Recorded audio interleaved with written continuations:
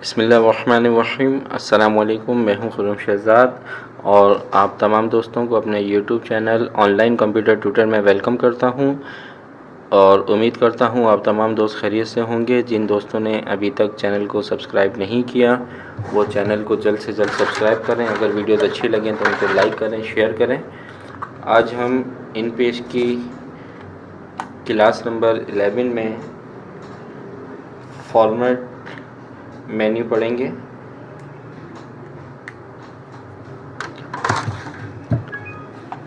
तो आइए स्टार्ट करते हैं।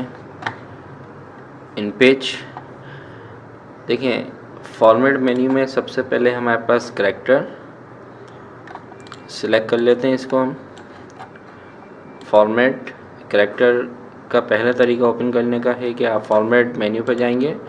फॉर्मेट मेन्यू में जाने के बाद कैरेक्टर पर क्लिक कर देंगे तो आपके पास कैरेक्टर की विंडो ओपन हो जाएगी और शॉर्टकट की होती है इसकी शॉर्टकट की होती है कंट्रोल एच। ठीक है, या तो आप फॉर्मेट में कैरेक्टर पर क्लिक कर दीजिए या शॉर्टकट की कंट्रोल एच। अब देखें, ये यहाँ पर जो कैरेक्टर्स से मुराद हैं, ये जो आपने अल्फाज लिखे हुए हैं, ये इनकी तमाम सेटिंग्स हैं जो कि आपको इस जगह पर भी नज़र आ रही हैं रिबन बार पर। ठीक है, ये ऑप्शन आप यहाँ से भी इस्तेमाल कर सकते हैं। कंट्रोल एच कैरेक्टर मेन्यू पे जाएं और यहाँ से आप फ़ॉन्ट का साइज़ क्या रखना चाहते हैं, फ़ॉन्ट का कलर क्या रखना चाहते हैं। ठीक है, स्टाइल सिंगल अंडरलाइन देना चाह रहे हैं, डबल अंडरलाइन देना चाह रहे हैं, बॉक्स बनाना चाह रहे हैं, आप क्या स्टाइल देना चाह रहे हैं वो आप यहाँ से दे सकते हैं। इसके बाद अगर आपने इसकी बॉडी में कोई टेक्सचर देना है तो आप यहाँ से हैश के ऑप्शन में जाकर वो टेक्सचर दे सकते हैं। इसके बाद लैटिन फ़ॉन्ट नेम जो है ये आपके पास इंग्लिश अल्फ़ाबेट के लिए है, अरबिक फ़ॉन्ट नेम अरबिक के लिए है। हमें उर्दू फ़ॉन्ट अगर चेंज करना है तो यहाँ से आप इसको फ़ॉन्ट को चेंज कर सकते हैं। ठीक है, इसके बाद आपने बोल्ड करना है, इसको इटैलिक करना है, आउटलाइन देनी है और ओके कर दें। तो ये देखें, ये हमारे पास फॉर्मेटिंग कैरेक्टर्स की अप्लाई हो गई, जो कि हम यहाँ से भी कर सकते हैं। ठीक है, राइटिंग चेंज करनी है आपने, यहाँ से फ़ॉन्ट का कलर है या आप यहाँ से चेंज कर सकते हैं। वही तमाम ऑप्शन है। फॉर्मेट कैरेक्टर के ऑप्शन में गए और यहाँ से आपको जो भी फॉर्मेटिंग करनी है वो आप यहाँ से कर सकते हैं। ठीक है, फ़िलहाल इसको मैं नॉर्मल कर रहा हूँ।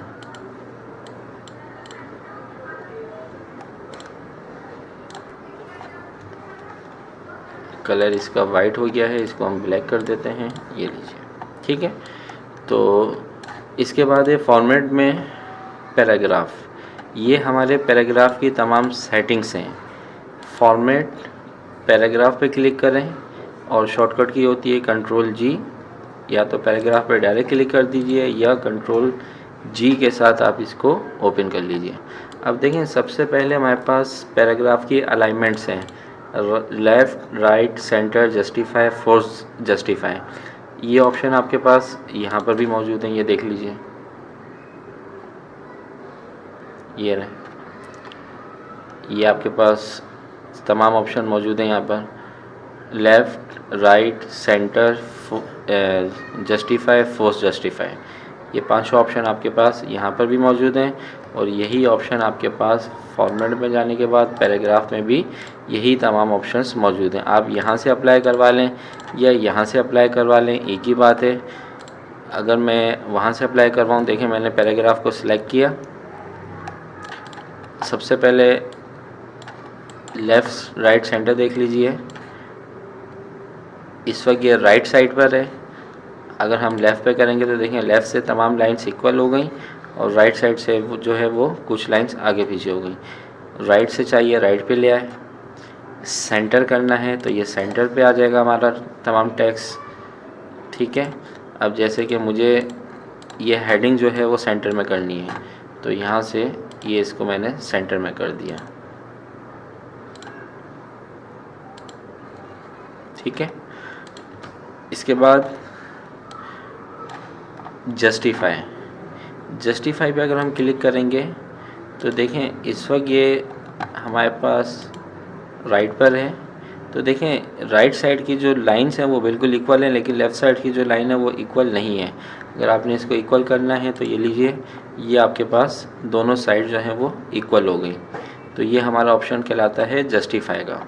ठीक है।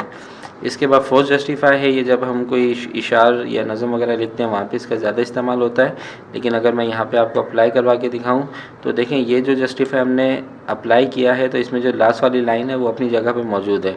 लेकिन जब मैं इसको करूँगा तो ये देखें लास्ट वाली लाइन भी जस्टिफाई हो जाएगी, ये फोर्स जस्टिफाई कहलाता है। तो ये हम बहुत कम इस्तेमाल करते हैं, ये सिर्फ इशार या नज़मों वगैरह में इस्तेमाल किया जाता है।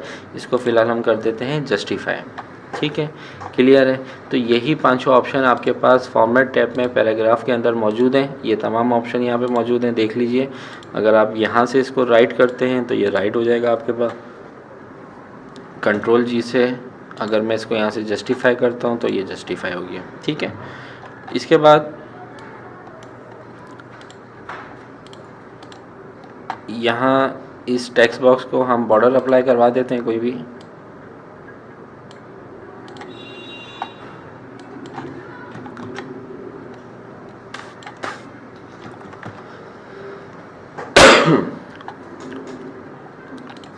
देखें अब ये हमारे इन पेज के पेज पर बॉर्डर अप्लाई हुआ है।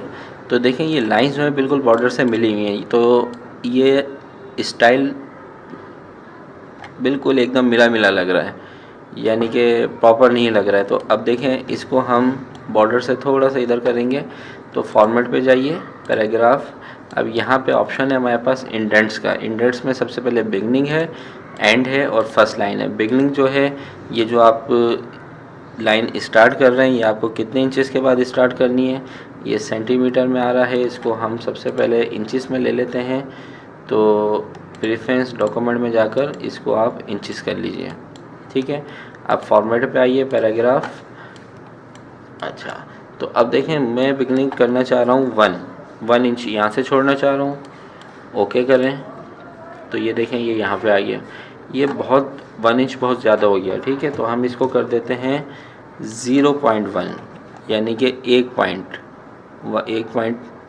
दूसरा पॉइंट, तीसरा पॉइंट, ये इस तरीके से इसको 0.1 कर देते हैं। तो ये देखें ये हो गया हमारे पास। फिर हम फॉर्मेट में जाते हैं, पैराग्राफ एंड जो हो रहा है पैराग्राफ उसको भी 0.1 कर देते हैं। सिलेक्शन लें सबसे पहले, फॉर्मेट में जाने के बाद पैराग्राफ और इसको कर दीजिए 0.1। ठीक है, तो अब ये देखें दोनों साइड से 1.11 इंचेस हमने छोड़ दिया। तो अब ये हमारा जो भी लेटर लिखा हुआ है, जो भी एप्लीकेशन है या जो भी हमने लिखा है वो एक प्रॉपर वे में अच्छा लग रहा है हमें। सिलेक्ट करिए इसको दोबारा, फॉर्मेट, पैराग्राफ। अब इसमें तीसरा ऑप्शन है फर्स्ट लाइन, यानी कि हर पैराग्राफ की जो फर्स्ट लाइन है वो कहाँ से स्टार्ट हो, जो हमने सिलेक्शन लिया हुआ है पैराग्राफ। मैं चाह रहा हूँ कि ये स्टार्ट हो 1 इंच। ओके कर दें तो ये देखें दोनों पैराग्राफ की जो फर्स्ट लाइन है इससे पहले ये स्टार्टिंग से ही स्टार्ट हो रही थी, लेकिन जब हम फॉर्मेट में पैराग्राफ में गए और यहाँ पे फर्स्ट लाइन पैराग्राफ की हमने दी कि 1 इंच से स्टार्ट हो, तो ये देखें 1 इंच का स्पेस छोड़ने के बाद पहली लाइन स्टार्ट हो रही है। ठीक है, तो ये देख लीजिए आप। क्लियर हो गई बात। इसके बाद फॉर्मेट, अगेन पैराग्राफ।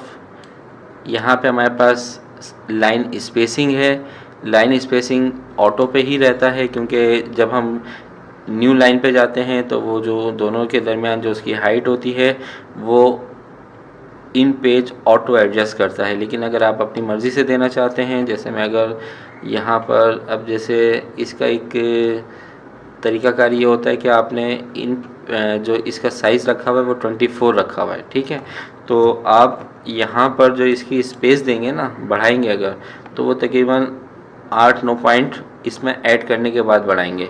तो अगर मैं 7 या 8 पॉइंट भी बढ़ा देता हूँ तो ये आपका बन जाता है 32। तो मैं यहाँ पे 32 करता हूँ और ओके करता हूँ, तो ये देखें। ठीक है, बाकी आपकी मर्ज़ी, आप जितना पॉइंट बढ़ाना चाहें कोई मसला नहीं है। अच्छा, इसके बाद इंटरलाइन गैप। इंटरलाइन गैप क्या है, देखें अब ये हेडिंग है हमारी, इस हेडिंग के और फर्स्ट पैराग्राफ के दरमियान में हम कुछ गैप रखना चाह रहे हैं, तो इंसर्ट पे जाइए, फॉर्मेट पे जाइए, पैराग्राफ, और यहाँ पे इंटरलाइन गैप में आप इसको कर दें 2 पॉइंट और ओके कर दें। ये ऊपर से हो गया हमारा। हम नीचे इसको सिलेक्ट किया, फॉर्मेट, पैराग्राफ, और इसको हमने कर दिया 2 या 4 कर देते हैं।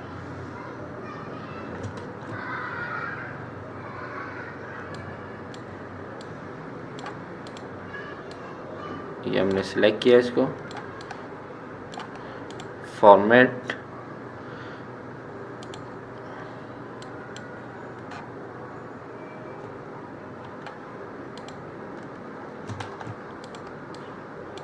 इन दोनों को सिलेक्ट करें, फॉर्मेट, पैराग्राफ, और यहाँ से हम इसको कर देते हैं 2।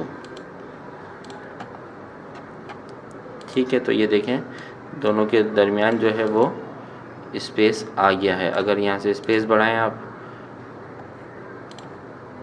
यहाँ से अगर मैं कर देता हूँ 10, तो ये देखिए, ठीक है, फॉर्मेट,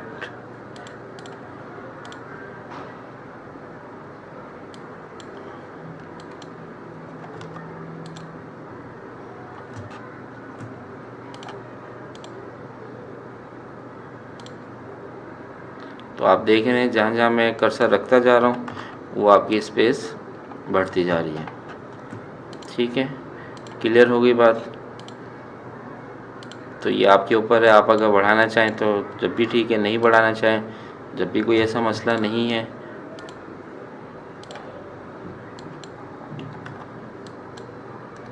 ठीक है, तो ये 10 का गैप आ गया इन दोनों के दरमियान।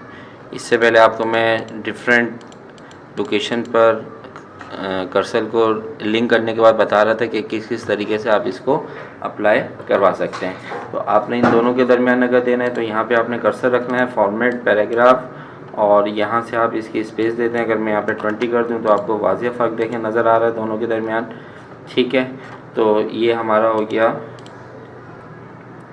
Interline gap. इसके बाद है आपके पास टैब डिफ़ॉल्ट स्टॉप जो है वो 0.5 हुआ है, यानी कि अगर मैं टैब की प्रेस करता हूँ तो ये 0.5 के हिसाब से आगे बढ़ रहा है। और अगर हम यहाँ पर इसको कर देते हैं 1 इंच, तो अब ये 1 इंच के हिसाब से होगा, ये देखें। ठीक है, तो इसको भी हमें छेड़ने की ज़रूरत नहीं होती है, इसको डिफ़ॉल्ट रहने दीजिए 0.5। इसके बाद ये जो ब्रेस का ऑप्शन है ये यूज़ में नहीं आता है ज़्यादा, बहुत कम यूज़ में आता है। इसको आगे जाके हम डिटेल के अंदर आपको बता देंगे। इसके बाद आइए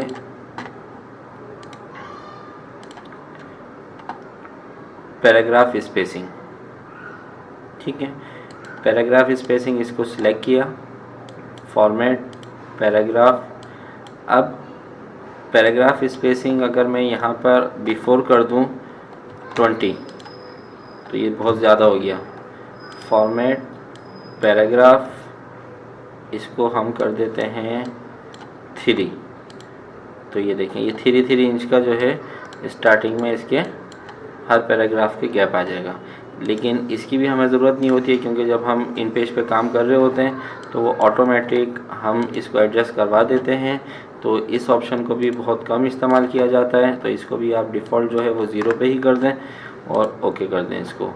ठीक है, तो इसके बाद कैरेक्टर अलाइनमेंट जो है वो अरबिक, लैटिन, अगर आपने अरबिक पर रखा हुआ है तो उर्दू अरबिक दोनों की अलाइनमेंट आप कर सकते हैं, और अगर आपने इंग्लिश कैरेक्टर लिखे हुए हैं तो फिर आप यहाँ से इसको करेंगे लैटिन पे रख के। ठीक है, तो उम्मीद करता हूँ आज की क्लास आपको समझ में आ गई होगी। कोई भी प्रॉब्लम होती है तो इस वीडियो को दोबारा प्ले करके देखिए। नेक्स्ट वीडियो तक अपना ख्याल रखिएगा, इजाज़त चाहता हूँ।